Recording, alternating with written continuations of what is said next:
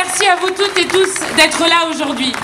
C'est un plaisir immense parce que je sais que nombre de celles et ceux qui résistent à la vague dangereuse qui voudrait emporter le pays les 30 juin et 7 juillet prochains sont ici dans ce rassemblement que nous faisons. Merci au nouveau Front Populaire Gentilléen d'avoir organisé ce rassemblement à quelques jours du premier tour des élections législatives. Nombre de ceux qui se trouvent ici savent aussi que l'arrivée au pouvoir de l'extrême droite signifierait une question de vie ou de mort pour nombre de nos concitoyens, pour les femmes d'abord. Partout où l'extrême droite est arrivée au pouvoir, l'extrême droite s'est d'abord attaquée aux droits des femmes, aux droits des personnes transgenres, aux droits des personnes LGBT, et on le voit notamment en Pologne, où lorsque l'extrême droite est arrivée au pouvoir, elle a quasi interdit l'avortement, au point que 6 femmes sont mortes de cette interdiction de l'avortement. C'est une question de vie ou de mort pour les plus précaires de ce pays. Lorsque vous voyez l'extrême droite en Italie, qui supprime l'équivalent du RSA, ou l'extrême droite en Hongrie, qui monte la durée du travail à 60 heures par semaine. C'est une question de vie ou de mort pour nombre de nos concitoyens qui sont issus de l'immigration et que l'extrême droite française propose, comme son amie allemande, de remigrer, ou à qui il voudrait interdire, résonance avec l'histoire dont tu as parlé, certains postes à responsabilité dans la fonction publique. Eh bien, si nous sommes ici, c'est pour dire que ce qui est en jeu dans les élections du 30 juin et du 7 juillet, c'est l'identité politique du peuple français et que contrairement à ce que nous explique l'extrême droite, notre pays ne sera jamais une couleur de peau. Toutes les couleurs de peau sont françaises. Notre pays ne sera jamais une religion. Il y a beaucoup de religions en France et même une majorité de gens qui n'ont pas de religion. Notre pays n'est même pas une langue, puisque nous partageons la langue française avec 28 autres pays dans le monde. Non, notre pays appartient à tous ses enfants. Et nous le redisons ici haut et fort. Notre pays appartient à toutes celles et à tous ceux qui font la promesse commune. Liberté, égalité, fraternité.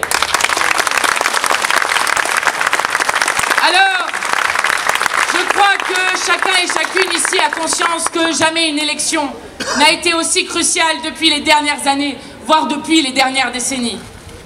Nous savons toutes et tous que le choix qui s'offre ce dimanche et dimanche prochain au peuple français, c'est de choisir entre eux, l'extrême droite, et nous, le nouveau Front Populaire. Et nous sommes aujourd'hui le seul pôle de résistance face à la haine, au racisme, à l'antisémitisme, à l'islamophobie, à la tziganophobie.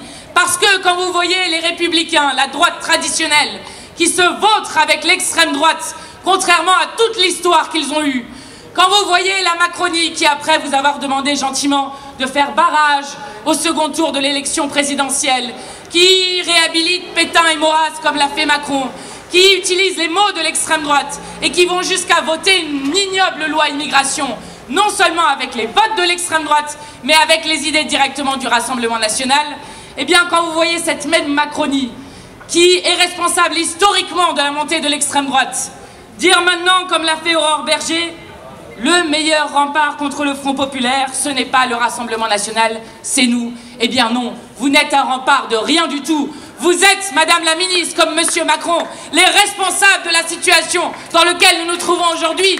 Vous avez une responsabilité historique dans ce qui se passe.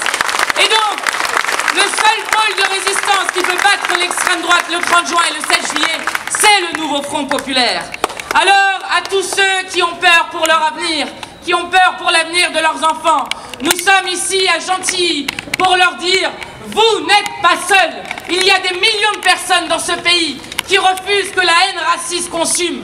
La France est notre pays commun. Alors, nous avons des points d'appui extraordinaires. Et je le dis pour que chacun et chacune ne sombre pas dans une forme de résignation pour dire que tout serait joué d'avance. D'abord, nous avons réussi à construire le nouveau Front Populaire en seulement 4 jours, qui compte non seulement des mouvements et des partis politiques, mais aussi le soutien historique de la CGT qui appelle à voter pour les candidats du nouveau Front Populaire, le soutien d'Attac, le soutien du planning familial, de la FSU, le soutien de la Confédération paysanne et de beaucoup d'autres.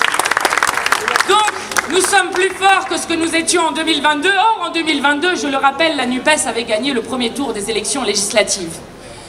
La deuxième chose qui est très importante, Nous savons maintenant qu'il y a d'ores et déjà maintenant, en un temps très court, 2,1 millions de procurations, soit 5 ou 6 fois plus qu'en 2022 aux élections législatives, et même plus qu'au second tour des élections présidentielles. Eh bien, je le dis, nous avons la force d'inventer un autre avenir. Nous pouvons, par nos votes, submerger l'extrême droite et ainsi offrir un autre horizon au pays. Et puis, hier, s'est passé quelque chose qui, dans l'obscurité dans laquelle est plongé notre pays, m'a donné un espoir immense et nous redit à quel point le peuple a la force de tout changer. Hier, de l'autre côté de l'océan, en Bolivie, il y a eu une tentative de coup d'État d'extrême droite. Eh bien, face à cette tentative de coup d'État d'extrême droite, les organisations sociales, les syndicats, le peuple tout entier s'est uni pour faire reculer les fascistes et le coup d'État, et ils ont réussi à faire échouer ce coup d'État. Alors nous avons maintenant, chacun et chacune, puisque nous avons la force de tout changer dans ce pays, puisque du pire peut advenir le meilleur.